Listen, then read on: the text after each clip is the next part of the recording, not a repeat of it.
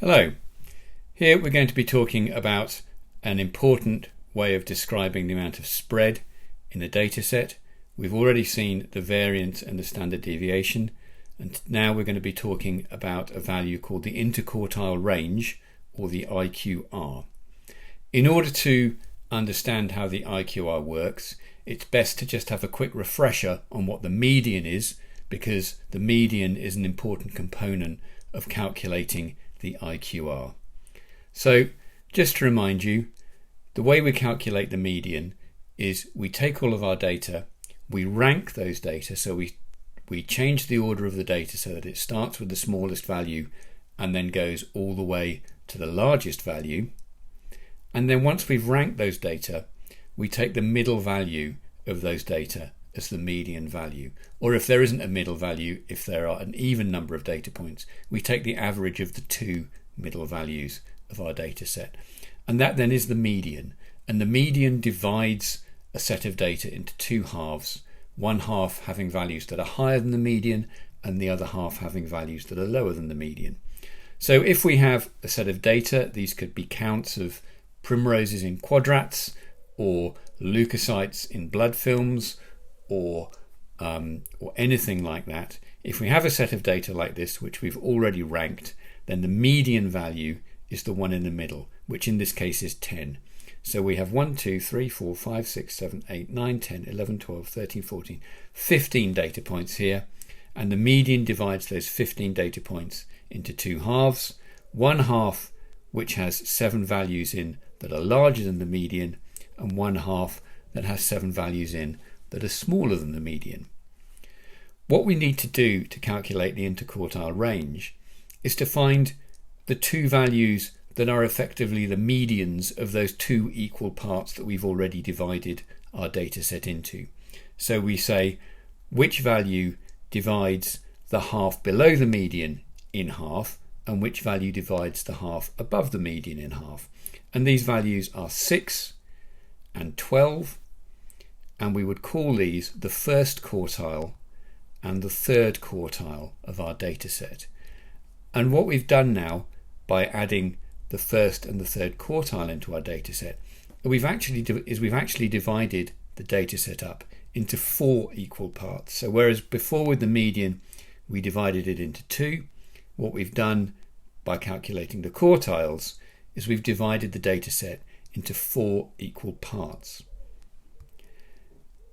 Given that the bottom value of these is called the first quartile and the top value is called the third quartile, it's hardly surprising that the interquartile range refers to the range from the first to the third quartile. So what's the actual numerical difference between the two? You can calculate this by subtracting the first quartile from the third quartile. So just to remind us, there's the median and there are our quartiles. So we can calculate the interquartile range by subtracting the value of the first quartile from the value of the third quartile, and that gives us 12 minus 6, which is equal to 6. And given that we've divided the data into 4 parts, what the interquartile range tells us is the range of values within which the middle half of all of the data points in the data set lie. So rather than looking at the top half or the bottom half, we've now worked out what the middle half of the data set is, and the interquartile range tells you the range of values that contains half of all the numbers in the data set. So the interquartile range is a way of quantifying the amount of spread in the data set, much like the variance or the standard deviation. So one really important question is, well, when would you use the IQR and when would you use the variance or the standard deviation to describe how much spread there is in a data set? And the answer is that when your data are symmetrical, then the standard deviation is probably your measure of choice, or alternatively the variance. As we saw in the video on standard deviations, the standard deviation has some really important meaning when you're dealing with normally distributed or approximately normally distributed data.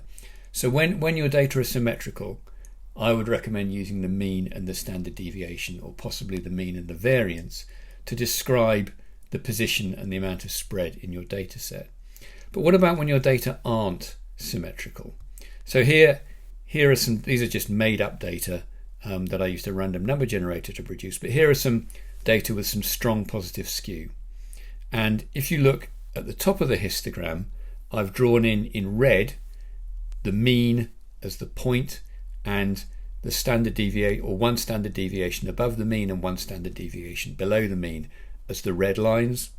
And then in black I've drawn in the median as the point and the interquartile range from the first quartile to the third quartile. Now, because our data set has strong positive skew, the mean, which as we saw in the previous video is sensitive to outliers, has been pulled away from the middle of the distribution rather more than the median has. And if you're trying to understand what's going on in the data set, the mean doesn't really have a great deal of meaning in this particular case, whereas the median does. The median is telling you the value above which half of the data points are and below which half of the data points are.